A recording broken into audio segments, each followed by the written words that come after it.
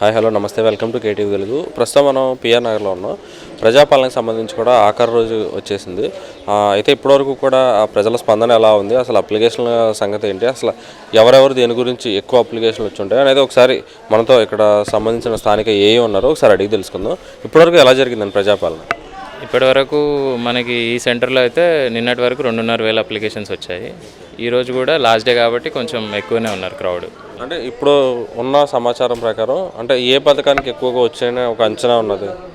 పథకం ఎక్కువగా ఇదే గృహలక్ష్మి ఇది ఎలక్ట్రిసిటీది ప్లస్ 2,500 దానికి ఎక్కువ అప్లికేషన్స్ ఉంటాయి. ఎక్కువ అంటే మనకు చూసిన దాన్ని బట్టి రేషన్ కార్డు ఎక్కువ అడుగుతున్నారు, రేషన్ కార్డు లేవని చెప్పేసి. అంటే దానికి వేరే ప్రత్యామ్నాయ వేరే కౌంటర్ ఏర్పాటు చేస్తారు. రేషన్ కార్డుకి సపరేట్ కౌంటర్ పెట్టినాము, దాంట్లో వాళ్ళ అప్లికేషన్ తీసుకుంటున్నాము. ఈ మిగతావైతే ఈ పథకాలకు సంబంధించి 3 కౌంటర్లలో తీసుకుంటున్నాం అప్లికేషన్. అంటే మొన్న పొన్నం ప్రభాకర్ గారు కూడా చెప్పారు ఎక్స్టెన్షన్ లేదు అన్న తరుణంలో ఎలా ఉండొచ్చు అనుకుంటున్నారు? అంటే ఈవినింగ్ 5కో 6కో క్లోజింగ్ టైం వస్తుంది, ఆ టైంకి ఏమన్నా ఎక్కువ వచ్చే అవకాశం ఏమన్నా? మాకు జనరల్గా కూడా ఈవినింగ్ టైంలో అంటే ఆఫీస్ టైం అయినాక వస్తున్నారు.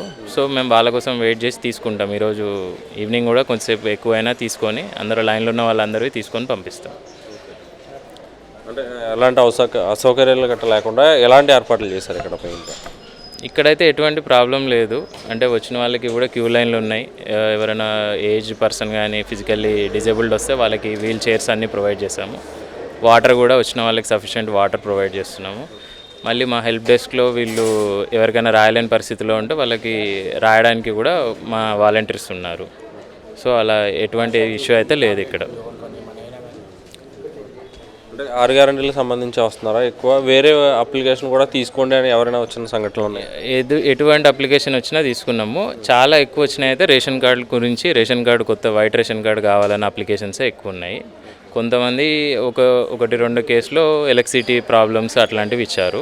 మోస్ట్లీ అయితే రేషన్ కార్డు గురించి అడిగారు. అంటే ఎన్ని వార్డులు ఉంటాయి అంటే ఈ ప్రాంతానికి సంబంధించి? ఇది 117 మూసాపేట వార్డులో 4 లొకేషన్స్ ఉన్నాయి. ఇది ఒక లొకేషన్ అనమాట. Moti Nagar ward office, Moosapet ward office, ఇంకొకటి రాయలసీమ గ్రౌండ్ ఉంటుంది భరత్ నగర్లో. 4 లొకేషన్లు. అన్నిట్లో కూడా బాగానే వస్తున్నాయి అప్లికేషన్స్ కూడా. ఏం అప్లై చేయడానికి వచ్చారు? రేషన్ కార్డు లేదు, రేషన్ కార్డు కోసం వచ్చి. అంటే వేరే ఇంకా 6 గ్యారెంటీలకు సంబంధించి ఏమైనా అప్లై చేశారు? కరెంటు బిల్లు ఒకటిను గ్యాస్ బిల్లు ఒకటి అప్లై చేసాం అంతే. రేషన్ కార్డు గురించి ఇక్కడే చెప్పారా లేదంటే వేరే ఏమన్నా మీ సేవకైనా అలా ఏమన్నా చెప్పారా? లేదు, ఈ రేవంత్ రెడ్డి ప్రకటించారు కదా, దాన్ని బట్టి చూసి రేషన్ కార్డు అప్లై చెప్పారు వీళ్ళు రేషన్ కార్డు గురించి. వాళ్ళు ఏం చెప్పింది లేదు, టీవీలో చూసి మామూలుగా చూసి అప్లై చేస్తున్నాం అంతే. పిఆర్ నగర్ సంబంధించి కాలనీ ప్రెసిడెంట్ గారు మనతో ఉన్నారు. అసలు ఏ విధంగా జరిగింది ఇప్పటివరకు ప్రజాపాలన అనేది ఒకసారి మనం అడిగి తెలుసుకుందాం. ఎలా జరిగింది? నమస్కారం అండి, నా పేరు ఉదయ్ కుమారు, మన పాండ్రంగనగర్ కాలనీ వెల్ఫేర్ ప్రెసిడెంట్ని. ఇది మా వార్డ్ నెంబర్ 23 మూసాపేట డివిజన్కి వస్తుంది ఇది.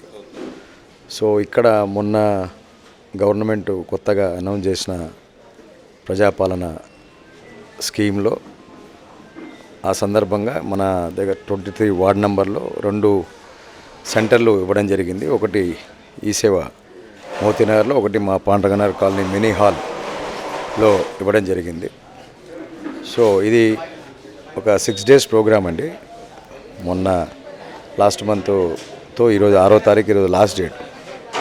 సో గవర్నమెంట్ ఎప్పుడైతే స్కీమ్ అనౌన్స్ చేసిందో దాని తర్వాత ప్రజల్లో ఒక మంచి స్పందన వచ్చి ఇప్పుడు ప్రజెంట్లీ మా దగ్గర 2,500 నుండి 3,000 అప్లికేషన్స్ ఇవ్వడం జరిగింది.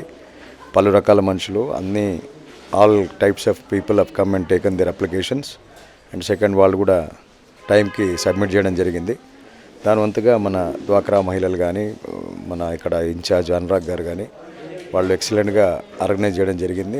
మన వచ్చే పబ్లిక్ కూడా ఏ ఇబ్బందులు లేకుండా మేము కూడా వాళ్ళకి మంచి సౌకర్యంగా మళ్ళీ లైన్లో నిలబడి గుద్దుకోకుండా, తోచుకోకుండా, దొబ్బుకోకుండా వాళ్ళకు ఒక పర్టికులర్గా ఒక బ్యారికేడ్ కట్టేసి వాళ్ళకి లైన్లో as per the government instruction మా కాలనీ తరఫు నుండి మేము కూడా ఈ హాల్లో ప్రొవైడ్ చేయడం జరిగింది.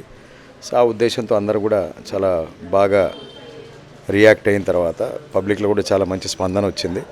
సో ఇంకా గవర్నమెంట్ కూడా నెక్స్ట్ మీకు తెలుసు అందరికీ అది ప్రాసెస్ ఉంటుంది. దానికి ఇవన్నీ అప్లికేషన్స్ అన్నీ కంప్యూటర్లో అప్లోడ్ అవుతాయి. తర్వాత స్కానింగ్ ఉంటుంది, వాళ్ళది స్క్రూటినీ ఉంటుంది, మళ్ళీ ప్రతి ఒక్కరికి ఫోన్ రావడం జరుగుతుంది. సో ఎవరు ఎలిజిబుల్ ఉన్నారో వాళ్ళకి డెఫినెట్గా గవర్నమెంట్ అన్ని రకాలుగా వాళ్ళు కూడా సహాయం చేయడానికి గవర్నమెంట్ కూడా ముందుకు వచ్చింది కాబట్టి మరొకసారి మా తరఫు నుండి గవర్నమెంట్ కూడా మేము అభినందనలు చెప్తున్నాం. ఈ స్కీమ్ని అంత చాలా అవసరం ఉన్న ప్రతి ఒక్క మనిషికి చేరాలని మా తరఫున మేము కూడా కోరుకుంటున్నాం. సో మా పాండగనగర్ కాలనీ ఈ మినీ హాల్ కూడా ఇది సెంటర్ వేయడం మాకు కూడా చాలా సంతోషాత్మకం, చాలా హ్యాపీ కూడా. ఎందుకంటే మాకు కూడా ఒక రికగ్నేషన్ ఉంది. పిఆర్ నగర్ అంటే ఇప్పుడు ఇంతకుముందు మా కాలనీ వరకే ఉండింది, ఇప్పుడు చుట్టుపక్కల కాలనీలకు కూడా అందరికీ ఈ కాలనీ పేరు రావడం కూడా మాకు కూడా ఎంతో సంతోషంగా ఉంది. అంటే ప్రధానంగా మనం చూసుకుంటే బీఆర్ఎస్ గవర్నమెంట్ అన్నీ చేసిందని చెప్పుకున్నది కదా, అన్నీ చేసుకున్నా కానీ మీరే చెప్తున్నారు ఇప్పటివరకు కూడా 3000 అప్లికేషన్లు అందినాయని. అంటే ఏమీ చేయలేదని మీరు అనుకుంటున్నారా? సార్ ఇప్పుడు ఎట్లుందంటే ఒక్కొక్క గవర్నమెంట్ ఒక్కొక్క స్ట్రాటజీ ఉంటుంది. పబ్లిక్ని ఆదుకోవడంలో కానీ వాళ్ళని కాపాడుకోవడం కానీ ఇప్పుడు బీఆర్ఎస్లో ఒకప్పుడు చెప్పాలంటే ఇండియాలోనే వండర్ఫుల్ స్కీమ్స్ వచ్చారు. ఏ గవర్నమెంట్ చేయకపోయినా కూడా బీఆర్ఎస్లో చాలా బ్యూటిఫుల్గా, ఎందుకంటే మేము వాళ్ళతో కూడా అసోసియేట్ అయి ఉన్నాం కాబట్టి. ఎమ్మెల్యే మాధవరం కృష్ణారావు గారు మాకు ఇప్పుడు ప్రజెంట్ ఎమ్మెల్యే కాబట్టి ఏ పార్టీ పరంగా కాకపోయినా పార్టీలకి అతీతంగా కాలనీలో మాకున్న డెవలప్మెంట్స్ కానివ్వండి ఇవన్నీ మాకు ఆ గవర్నమెంట్లో కూడా జరిగాయి, ఈ గవర్నమెంట్లో కూడా మాకు జరుగుతుందని మాకు ఒక ఆశ ఉంది. కాబట్టి మళ్ళీ మాకు ఇక్కడ లోకల్గా మా మొత్తం కుక్కట్పల్లిలో కూడా మాధవరం కృష్ణరావు గారు మొన్న ఎలక్షన్లో మళ్ళీ గెలవడం జరిగింది. సో ఇప్పుడు మాకు కాలనీ వెల్ఫేర్ కాబట్టి మేము పార్టీలకు అతీతంగానే ఉండాలి. మాకున్నది ఎమ్మెల్యే, జిహెచ్ఎంసీ వీళ్ళ సపోర్ట్ ఉన్నది కాబట్టి మా కాలనీ వెల్ఫేర్ అసోసియేషన్లో ఏదన్నా గ్రీవెన్స్ కానివ్వండి, ఎక్కడైనా డెవలప్మెంట్ ప్రోగ్రామ్స్ ఇప్పటిదాకా మాకు ఏది ఆగలేదు. ఇక్కడికి వచ్చి ఇప్పుడు మాధవరం కృష్ణరావు గారు మీరు ఇక్కడ ఎమ్మెల్యే చెప్తున్నారు, కానీ ఇది ఏమో కాంగ్రెస్ ప్రజాపాలన. అంటే ఎమ్మెల్యే గారు సహకరిస్తున్నారా దీనికి? అంటే వచ్చి తనిఖీ చేయడం కానీ అలాంటివి ఏమైనా చేస్తారా, లేదంటే కింద కార్పొరేటర్లు కానీ అలా ఎవరైనా వచ్చారా? ఫస్ట్ ఈ స్కీమ్ ప్రజాపాలన స్కీము గవర్నమెంట్ నుండి అనౌన్స్ కాగానే ఫస్ట్ ఎమ్మెల్యే గారే రియాక్ట్ అయ్యి ఆయన జిహెచ్ఎంసీలో మీటింగ్ పెట్టి ఇది జోనల్ కమిషనర్ మమతా గారితో కన్సర్న్ ఆల్ ది డిపార్ట్మెంట్స్.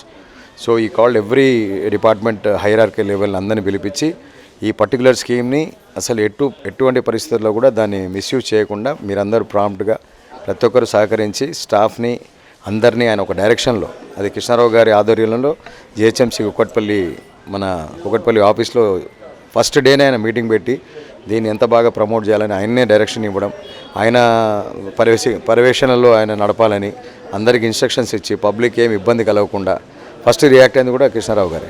అదేవిధంగా ఇప్పుడున్న గవర్నమెంట్తో కూడా ఆయనకు అనుకూలంగా పనులు జరగాలని ఆయన కూడా ఎమ్మెల్యే కాబట్టి ఆయన కూడా గవర్నమెంట్తో సపోర్ట్ తీసుకోవాల్సి వస్తుంది.